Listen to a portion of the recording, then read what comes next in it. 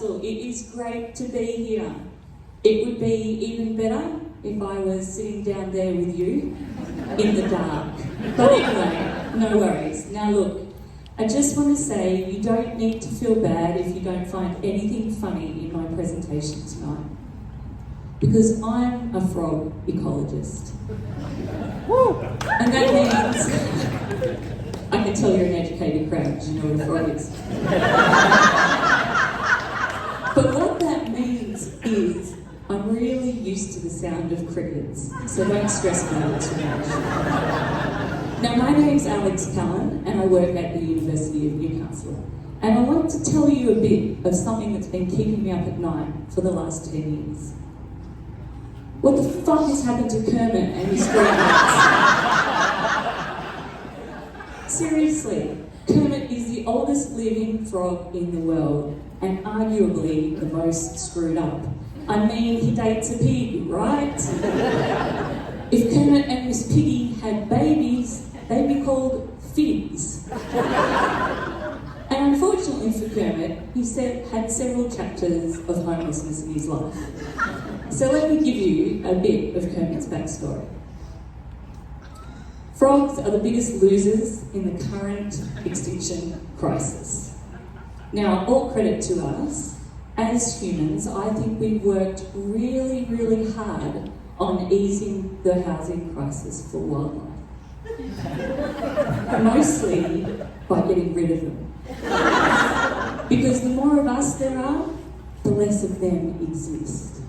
And that's a real sign of human ingenuity. Because if there are no wildlife here, they don't need homes. But frogs have been on the earth for 200 million years, people. They have survived several natural global mass extinctions, even the one that wiped out the dinosaur.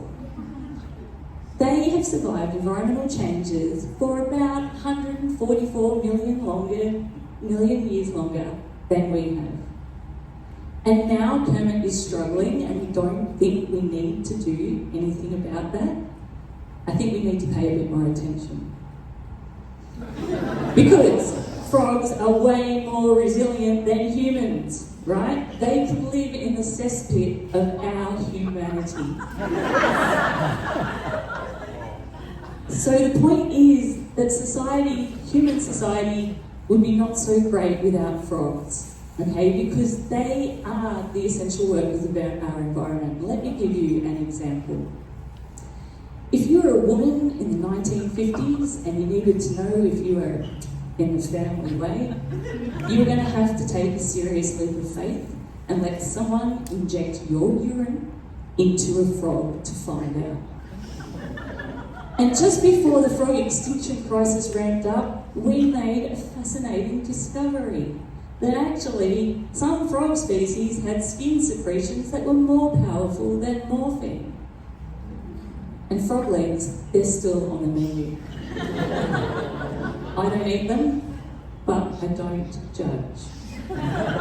So for 55 years, Callen has complained that it's not easy being green. And we started to wonder if there was something bigger here than his own existential crisis. Because let's face it, homelessness is really tough. Health problems, higher death rates, no housework. But it's really hard to meet a mate and raise a family without stable housing. And kids? Well, no kids is what Kermit and his mates are going, with no kids is why Kermit and his mates are on a slippery slide to extinction. So let me tell you a bit about his life story. Kermit grew up in a pond with about 2,034 of his tadpole siblings. 126 of them evaded an invasive fish. They left the pond to find better, greener pastures. But this was a fearful and treacherous journey for Kermit. He had to move under the cover of darkness to avoid being captured and eaten alive.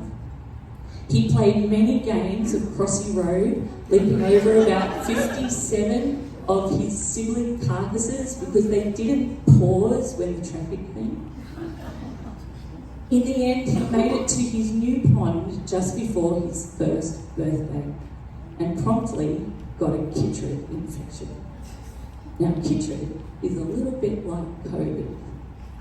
Chytrid is the thing that's been kicking frogs in the guts for about the last 50 years. It's a global amphibian pandemic. Now, luckily for Kermit, he made a full recovery, but the rest of his siblings in that pond died, and so did all the other frogs. So Kermit was alone again and homeless once more. So come summertime, he finally got the guts to try and move house.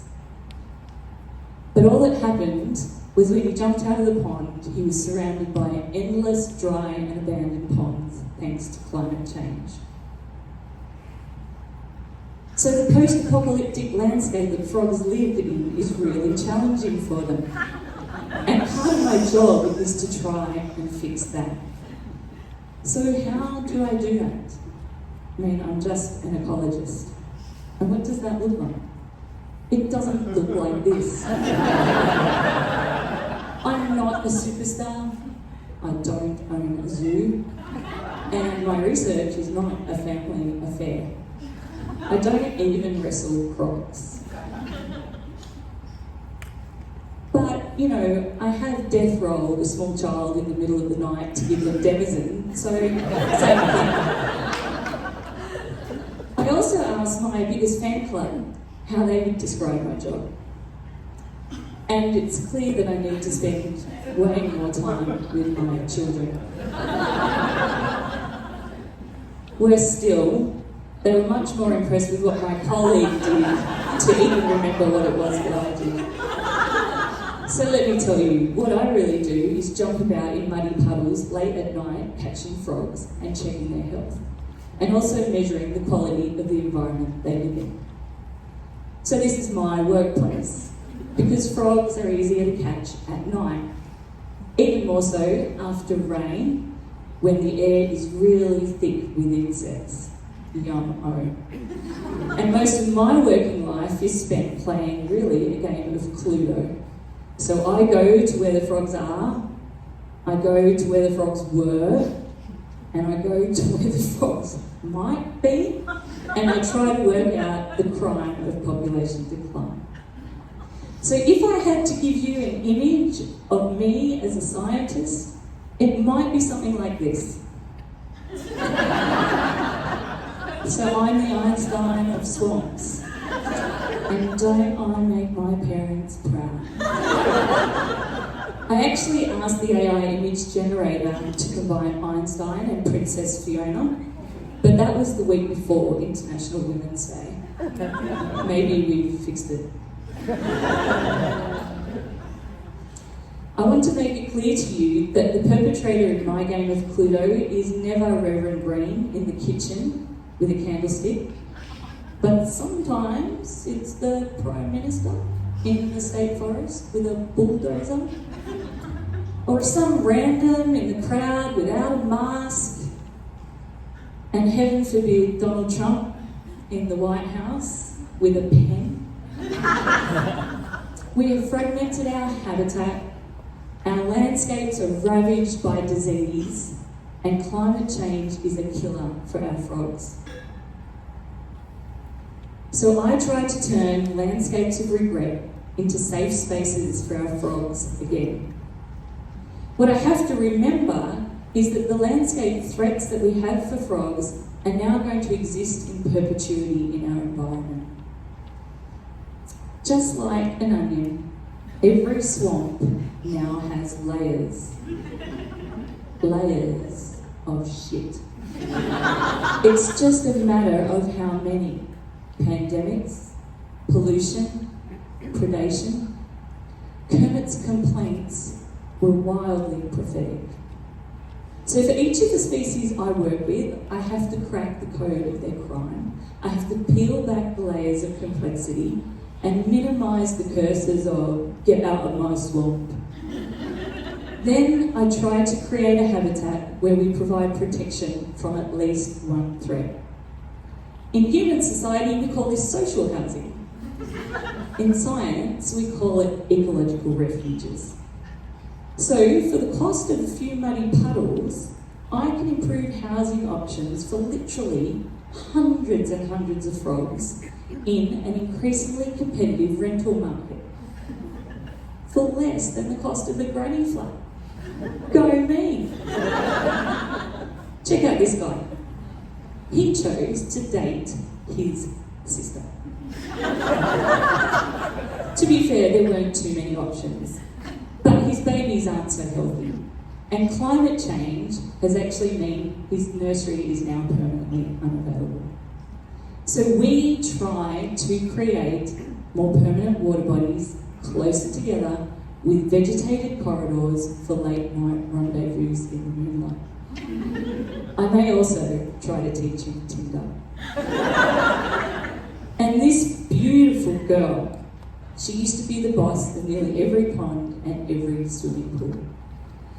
Until a series of home invasions by feral fish took her kids. And then the kitchen pandemic made her freshwater homes useless. So social housing for her looks like maximum security against fish with a sprinkling of salt to kill the kitchen. Now all I have to do is convince her not to cannibalise her kids. So maybe I'm not an ecologist, maybe I'm more a social worker for wildlife. You know, dealing with displacement, dysphoria, discrimination of frogs. I don't know, it kind of makes sense. The pay of conservation science is about the same as social work. And doing this presentation has made me wonder if I'm the one having an existential crisis. Anyway, the good news is that Kermit can have his home, but it takes some work on our part. And we probably want to make that happen, given that frogs provide such an essential service to our human health. And if we want to save Kermit from the well-meaning piggy, we need a Gen Z baby boom of frog babies. And that requires better housing. So are you going to be the man or the muppet? Either way, rest assured that Princess Fiona is trying to keep the donkeys out of the swamp so the little green guys can survive. Thank you.